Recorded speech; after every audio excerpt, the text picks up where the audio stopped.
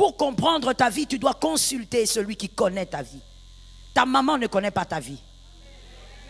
Elle a porté une vie mais qu'elle ne maîtrise pas. Yes. Ton père ne connaît pas ta vie. Il a porté ta vie mais il ne maîtrise pas cette vie. Voilà pourquoi il a pu dire des choses dans ta vie malgré qu'il est ton père mais il s'est trompé. Ton pasteur ne connaît pas ta vie. Let me tell you. Ton pasteur ne maîtrise pas ta vie. Aucun prophète ne maîtrise ta vie. Celui qui t'a donné un message et qui t'a dit c'est ça ou rien, il t'a menti. Je répète la phrase pour celui qui dormait. Celui qui t'a donné un message prophétique, il t'a dit ça ou la mort, ça ou rien, il t'a menti.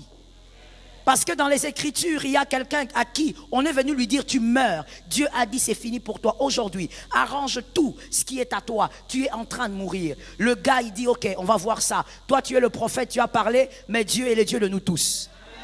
Je bénis celui qui a entendu. Il ne faut pas m'écouter, il faut m'entendre. Cet homme est rentré dans sa chambre, il a fermé la porte à clé. Il dit il est prophète, mais tu es Dieu. Toi tu lui parles et tu peux m'écouter. Si tu parles, c'est que tu as des oreilles. Il a dit, Dieu, souviens-toi de moi, aie pitié de moi. Le même prophète n'était pas arrivé à la fin de la rue. Dieu lui dit, rentre là-bas, va changer la prophétie. Je dis à quelqu'un, Dieu connaît ta vie mieux que quiconque. Il rentre, le même prophète. Heureusement que c'était un homme courageux. Si c'était un prophète aventurier, il ne serait pas rentré. Il a pris son courage en main. Et il s'est dit, ce n'est pas moi qui parle, c'est Dieu. Il est rentré, il a dit, monsieur, le même Dieu a dit, tu vivras 15 ans. Le Dieu qui avait dit, tu meurs ce soir, c'est le Dieu qui te donne 15 années. Aucun prophète, my Jesus, ne maîtrise ta vie. Voilà pourquoi lorsqu'un homme de Dieu parle, c'est un homme. Ce n'est pas un Dieu homme. C'est un vase qui porte Dieu. Quand tu n'es pas d'accord avec ce qui est sorti de la bouche, va parler à ton papa. Oh non, moi je ne sais pas s'il y a des pasteurs qui auront honte de le dire, mais moi je te le dis du haut de la chair. Tu n'es pas d'accord avec un message, dis seulement, merci pasteur Joël, va dans ta chambre, dis à ton papa, ce message-là, je le refuse. C'est ton père. Il n'y a que lui qui maîtrise ta vie. Alors comment veux-tu comprendre ta vie si tu ne consultes pas celui qui connaît ta vie mieux que personne? Je te l'ai déjà dit, ne parle pas plus qu'aux hommes que tu ne parles à lui. Écoutons-nous et écrivons s'il vous plaît. Lorsqu'on s'aime et que l'on s'aime plus qu'on aime Dieu, on finit par se perdre. La perte de soi commence.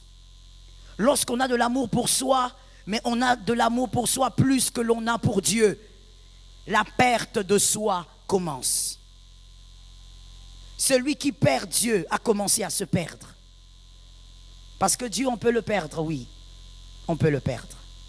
Jérémie 15, 6. Jérémie 15, 6. Tu m'as abandonné. C'est Dieu qui parle. Dit l'Éternel. Tu es allé en arrière.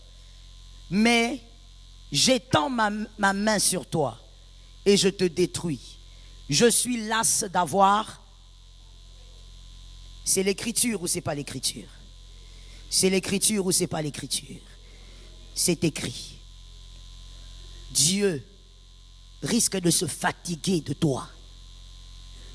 C'est pas quelque chose qu'on a fabriqué, c'est écrit. Perdre Dieu n'est pas la disparition de Dieu. Dieu ne peut disparaître. Dieu est et il est partout. Ce n'est pas sa disparition. Mais par contre, écrivons s'il vous plaît.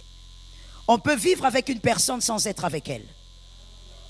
Je crois que certains d'entre nous ici l'ont déjà expérimenté. On peut vivre avec quelqu'un. On peut vivre avec une personne sans être avec elle.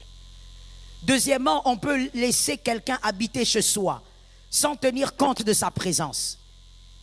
Le Saint-Esprit peut bien habiter en vous sans que vous ne teniez compte de sa présence. Vous pouvez loger quelqu'un chez vous sans tenir compte de son avis, sans tenir compte de sa présence. Que le Saint-Esprit vive en vous, ce n'est pas suffisant.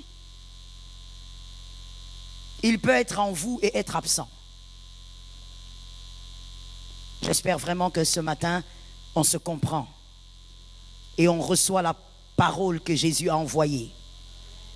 On peut pleurer, ça c'est la troisième chose, on peut pleurer pour un amour qui ne vous influence pas du tout. Ça c'est lorsque on est malade, psychologiquement malade. Il y a des personnes comme ça. Et cette maladie s'introduit aussi dans la relation entre lui et Dieu. C'est-à-dire que tu pleures, tu dis je l'aime, mais tout amour qui ne vous influence pas n'est pas amour.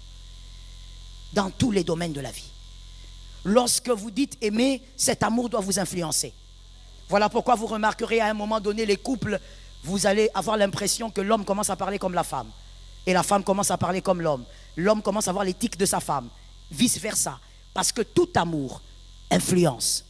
Mais il y a des personnes qui sont malades en amour. Dis-moi malade.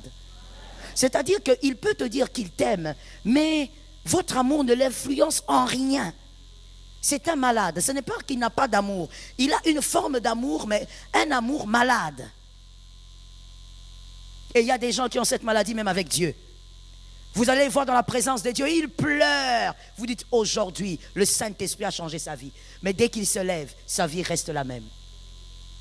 C'est le même impudique, c'est le même menteur, c'est le même hypocrite, c'est le même voleur, rien n'a changé. Mais il a pleuré ici pendant 45 minutes. Quelqu'un m'a dit malade. Un amour malade. Voici encore cet amour malade. C'est la 40e chose. La 4e. On peut avoir un amour malade, c'est-à-dire on aime, mais sans savoir qu'il faut payer le prix de l'amour. Tout amour a un prix.